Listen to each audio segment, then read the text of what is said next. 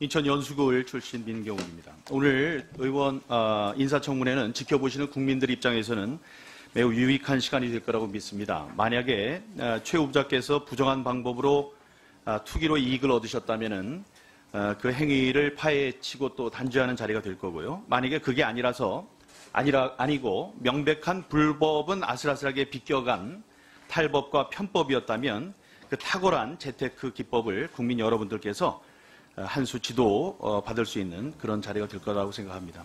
후보자께서는 지금 제기된 의혹만으로도 대한민국 집값을 안정시키고 또 서민들의 주거 문제를 해결해야 할 국토교통부 장관으로 적임자가 아니라고 생각합니다. 주택 정책을 관장하는 국토부 장관 후보자가 부동산 문제로 국민들의 입방아에 오르는 자체로 이미 자격 상실이라고 생각하는데요. 아까 동료 의원님들 질의하신 것 가운데 제가 궁금한 게 있어서 그것부터 먼저 질문하겠습니다. 국토부 장관 후보자로 통보받은 게 언제쯤입니까? 그건 하루 전인 3월 7일이었습니다. 3월 7일이요. 예. 그러면 증여를 한 건 언제 하셨습니까? 증여가 계약서를 작성한 날짜가 2월 18일입니다. 2월 18일이요. 그러면 아까 말씀하고는 다른 것 같은데 그 장관으로 되실 걸 알고 세 채보다는 두 채가 있는 게 나을 것 같아서 증여를 했다는 말씀을 제가 들은 것 같은데 그게 사실이 아닙니까? 그러니까 제가 이제 그 후보 중에 후보였을 그런 그러니까 당시, 제가 말씀드리는 거는 네. 후보라고 통보를 받은 게 언제냐는 거죠. 그건 1월 20일 그쯤으로 기억이 납니다. 그렇군요. 1월 20일. 1월 20일인데 증여는 2월 18일 날 하셨고 그러면 이제 이해가 되는 거죠. 세 채보다는 두 채. 자, 그러면 인사 검증 작업이 있지 않습니까? 인사 검증 작업이 있기 전에 파신 겁니까? 후에 파신 겁니까? 이제 결과적으로는 이제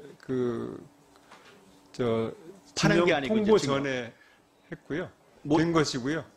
네, 이제 아까도 말씀드렸다시피 이제 늘 저한테는 이제 부담으로 되어 왔고. 예, 아까 들었고요. 그래서 예. 여러 가지 예. 이제 잠실도 사실은 작년 알겠습니다. 11월에 네. 매각을 위해서 내놓고 이렇게 여러 가지 인사 검증 노력을 해왔다는 네. 말씀. 인사 검증 서류에는 서류를 내셨을 텐데 네네. 그 서류에는 그 집이 몇 채로 되어 있습니까?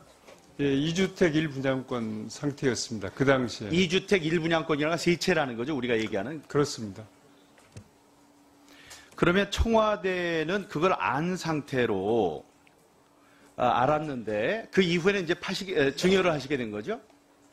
하나를. 그렇습니다. 그러면 본 의원은 그 인사 검증 과정에 세 채가 있으니 이게 인사청문회를 할 때도 힘들고 국민들의 정서에도 어려우니 청와대가 이걸 하나를 처리하는 게 좋겠다라고 조언을 주신 게 맞다고 생각하는데 그렇게 된 거죠? 이건 제가 여러 번 말씀을 올렸습니다마는 저 역시 부담을 가지고 있었고 또 잠실 같은 경우는 작년 11월에 제가 매각을 의뢰했고 또 이게 시세가 떨어지면서 금년 2월에 또 하향해서 내놨습니다. 그래서 차제 이렇게 정리하는 방법을 택한 그러니까 것입니다. 이제 정리하겠다고는 청와대에는 말씀을 드렸죠. 그렇습니다. 제 스스로 판단해서 한 것입니다. 자, 그러면 지금 이제 말씀을 잘 하셨는데 세 채가 있다는 것을 알면서 아는 상태에서 청와대는 후보자로 지명을 했고 이게 인사청문 과정에서 문제가 될 것 같으니까 한 채를 파는 게 좋습니다라고 조언을 했었다고 그러고요. 그러니까 청와대의 임명 과정에 심각한 문제가 있었다고 저는 얘기를 하겠습니다. 예, 제가 잠시를 이제 작년 11월에 내놓은 건 뭐 확인해 보시면 아시겠습니다만, 네네네. 그래서 청와대와 이렇게 상의해서 판 것이라는 연관되지는 않는다고 생각합니다. 네, 기록을 위해서 말씀을 일단 드리겠습니다. 그러니까 청와대의 인사검증 서류에는 세 채로 돼 있었고 그거를 알면서도 청와대는 후보자를 지금 장관 후보자로 결정을 했다는 말이 되고 그 이후에 그게 부담이 될 것 같으니 파는 게 좋겠다, 처리하는 게 좋겠다라고 해서 여러 가지 쪼개기 뭐 증여니 이런 부담을 가지면서도 증여를 했다는 말씀드리겠습니다. 하나 좀 띄워주시죠. 검증 과정에서 제가 작년 11월에 이미 매각을 의뢰했고 네.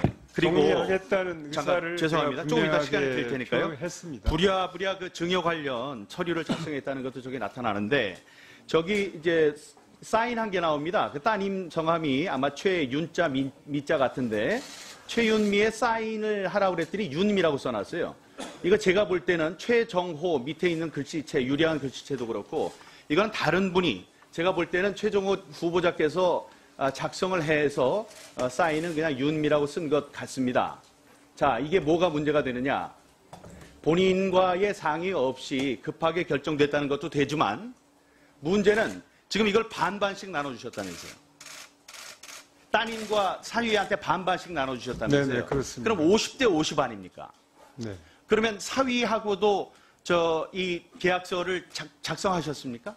그 얘기가 됐습니다. 얘기가 어떻게 됐죠? 위임하겠다고? 그 딸을 이제 임대차 계약을 맺기로 했고요. 그게 말이 안 되는 거죠. 왜냐하면 이제 부동산 박사신데 지금 51%의 지분을 갖고 있으면 위임을 받을 수 있지만 50%씩 하는데 저거 한 장 갖고 지금 임대차 계약을 맺었다 그러면은 저거는 맞지 않는 계약서죠. 저건 무효가 되는 겁니다. 그걸 아시면서 저렇게 했다는 건 굉장히 급하게 일을 하시다가 지금 불법, 위법을 저지르신 게 아닌가 이렇게 생각하는데 어떻게 생각하세요? 그런 의도는 전혀 없었고요. 의도는 없었을지라도 대국민 사기가 되는 게 아닙니까? 지금 51%로 해서 위임을 받았다는 얘기는 면 몰라도 그걸 잘 아시는 분이 저렇게 했다는 거. 저거는 무효라는 거는 예, 딸이 이제 전체를 대신해서 하는 걸로 얘기가 됐고요. 그런 이제 서류상에 조금 미흡한 점이 있다면 보완토록 하겠습니다.